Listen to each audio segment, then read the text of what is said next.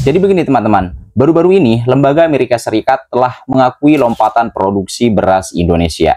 Menurut laporan terbaru Rice Outlook edisi April 2025 dari USDA atau Departemen Pertanian Amerika Serikat, produksi beras Indonesia untuk musim tanam 2024-2025 diperkirakan mencapai 34,6 juta ton. Sebanyak itu ya, selamat membayangkan. Jadi ada kenaikan sekitar 600.000 dari proyeksi bulan lalu dan tumbuh sekitar 4,8% dibandingkan tahun sebelumnya. Tapi amat disayangkan, ada salah satu oknum warga Malaysia, ya saya sebut Pak Cik saja gitu, seperti tidak terima ketika ada yang mengatakan Malaysia belajar kepada Indonesia khususnya di pertaniannya ya. Jadi dalam video kali ini khusus belajar tentang pertanian. Ya, tidak bisa dipungkiri, kemarin itu kan ada salah satu utusan dari Malaysia ya yang datang ke Indonesia untuk bertemu dengan Mentan RI yaitu Amran Sulaiman bahwa ingin impor beras yang pertama. Kemudian yang kedua sempat sempat memuji gitu, mengapresiasi pertanian Indonesia dan ingin belajar kepada Indonesia. Buat kalian yang belum nonton video saya sebelumnya, silahkan ditonton dulu, linknya sudah ada di kolom deskripsi. Dan untuk kali ini saya ada satu video yang amat sangat menarik untuk disimak, silahkan disimak.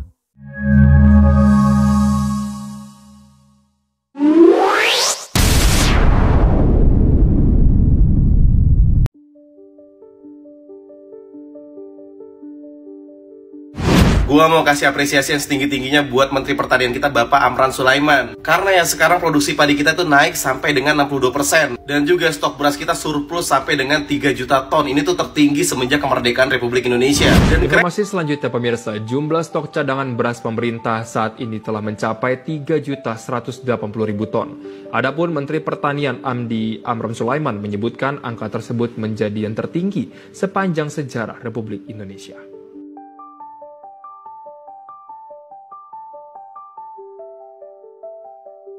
Pada tahun 2024, Indonesia berhasil mencatatkan diri sebagai produsen beras terbesar di kawasan Asia Tenggara. Dengan produksi gabah kering giling mencapai lebih dari 53 juta ton, dari luas panen sekitar 10 juta hektar, Indonesia tetap memimpin di tengah tantangan iklim dan gejolak harga pangan global. Status ini membuat Indonesia semakin diperhitungkan dalam rantai pasokan pangan kawasan. Pengakuan atas dominasi Indonesia dalam produksi beras juga datang dari laporan Foreign Agricultural Service (FAS) dari Departemen Pertanian Amerika Serikat.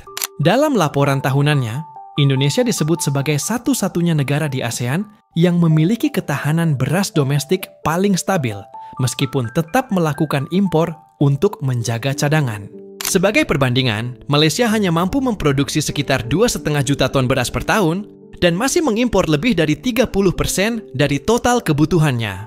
Hal ini menjadikan Malaysia sebagai negara yang relatif lebih bergantung pada negara lain, terutama Thailand dan Vietnam, untuk menjaga stabilitas harga dan ketersediaan beras domestik.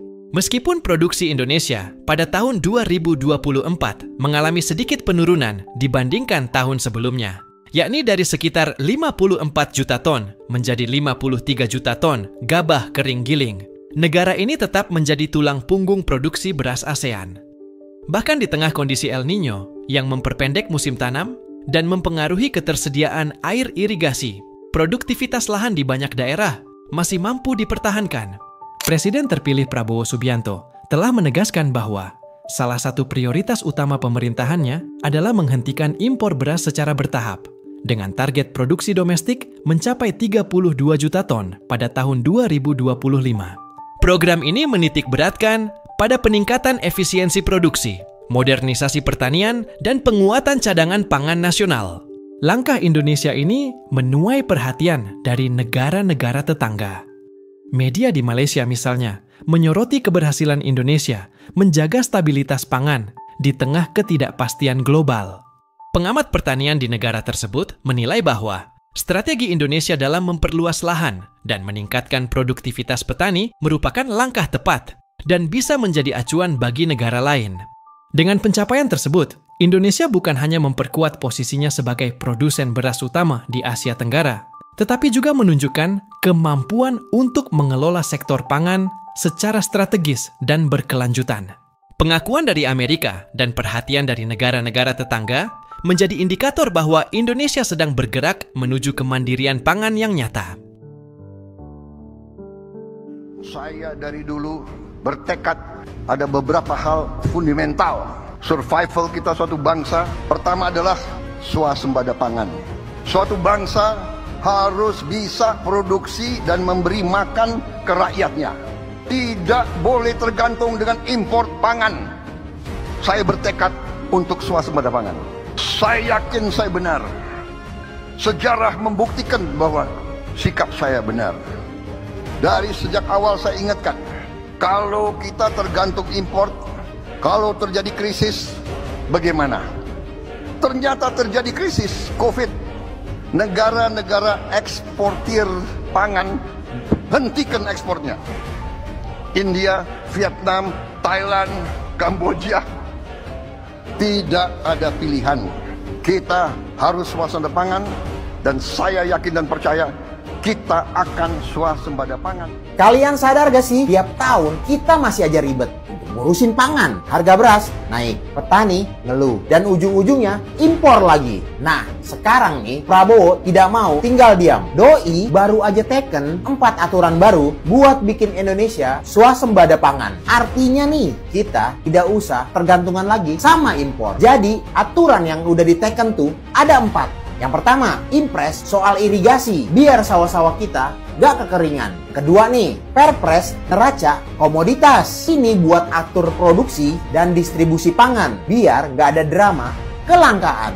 Ketiga, perpres pupuk, supaya petani tidak pusing nyari pupuk yang sering langka. Dan yang keempat, perpres penyuluh pertanian. Ini penting banget pastinya, biar petani kita jago nanem dan panennya makin maksimal. Coba kalian bayangin kalau ini berhasil. Indonesia nggak cuma bisa makan dari hasil sendiri, tetapi juga bisa jadi lumbung pangan dunia. Nggak main-main nih, targetnya paling lambat 2026.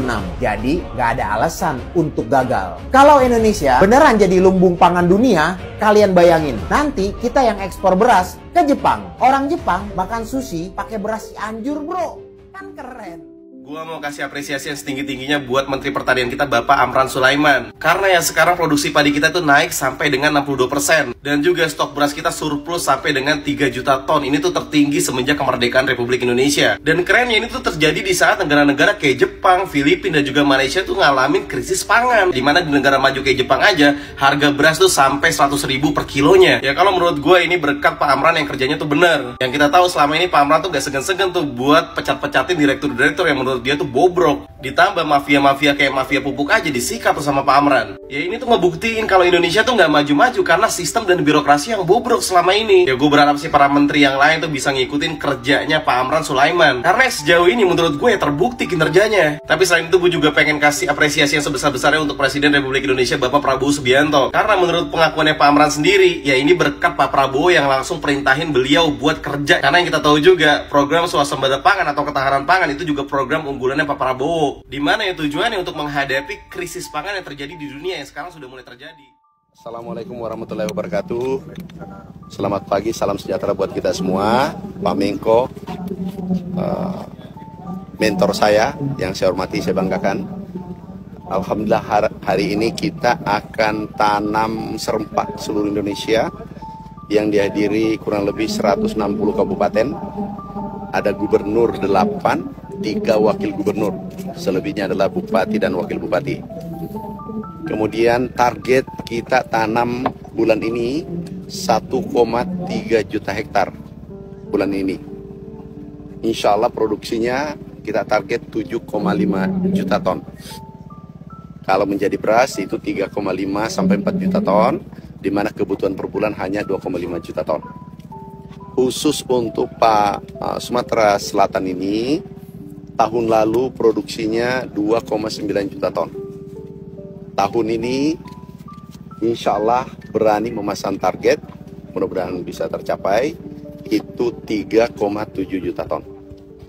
Tapi yang menggembirakan adalah serapan beras kita sampai dengan April itu tertinggi selama 10 tahun, 1 dekade.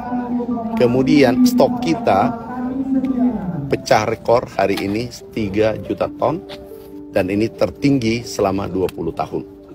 Bahkan di atas 20 tahun. Tapi data yang kami terima, yang kami dapatkan adalah 20 tahun tertinggi. Nah, selama 20 tahun stok gudang 3 juta ton lebih. Juga jagung, demikian produksi jagung kita cukup tinggi. Insya Allah dengan tanam serempak hari ini, kami yakin produksi ke depan lebih tinggi. Tidak ada satupun negara di dunia menginginkan, khususnya eksportir, menginginkan Indonesia swasembada. Kenapa? Kita adalah pasarnya, ya kan? Itu pasti, itu normal, normatif, itu sangat normal. Oke. Pak Amran, kemarin Pak Prabowo udah mengizinkan kita untuk ekspor beras, itu gimana Pak tanggapannya kemarin? Kita upayakan dulu, stok kita perkuat. Artinya kita bakal ekspor beras sesuai dengan arahan Pak Prabowo. Yang penting kita dulu cukup dalam negeri. Bapak, kita harus siap kecukupan kita. Bila perlu kita siapkan betul-betul lebih dari cukup bila perlu. Kenapa? Iklim tidak bersahabat. Kita harus mengantisipasi terburuk. Jangan sampai terjadi seperti Jepang, Malaysia. Indonesia mencatatkan lompatan signifikan dalam produksi beras nasional, dan keberhasilan ini mendapat pengakuan langsung dari Departemen Pertanian Amerika Serikat atau USDA ya. Indonesia disebut sebagai salah satu negara dengan pertumbuhan produksi beras tercepat di kawasan Asia Tenggara, sekaligus menyoroti Indonesia yang telah menghentikan pembelian beras dari Thailand. Mungkin nanti Thailand ini akan heran ya, kemana Indonesia ini, kenapa nggak impor beras itu. Kira-kira begitulah ya. Nah, kenaikan produksi ini didorong oleh peningkatan luas panen menjadi 11,4 juta hektar serta kondisi cuaca yang sangat mendukung di awal tahun. Keberhasilan ini membawa Indonesia pada keputusan strategis, yaitu menghentikan impor beras dari Thailand. Langkah tersebut mengejutkan banyak pihak, termasuk Thailand yang kini mengalami tekanan akibat harga jual tertinggi di antara eksportir Asia ya. Keputusan Indonesia untuk tidak lagi menjadi pasar utama berdampak langsung pada Thailand yang harus menerima kenyataan pahit sebab ekspor mereka diproyeksi anjlok hingga 29,2%.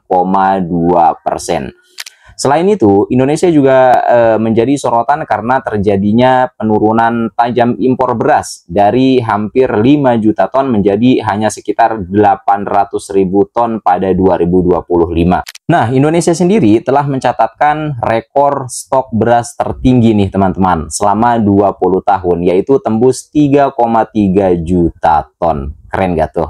Ya, doakan semoga Indonesia makin makmur. Intinya makin makmur, makin sejahtera, dan makin bahagia. Amin ya robbal alamin.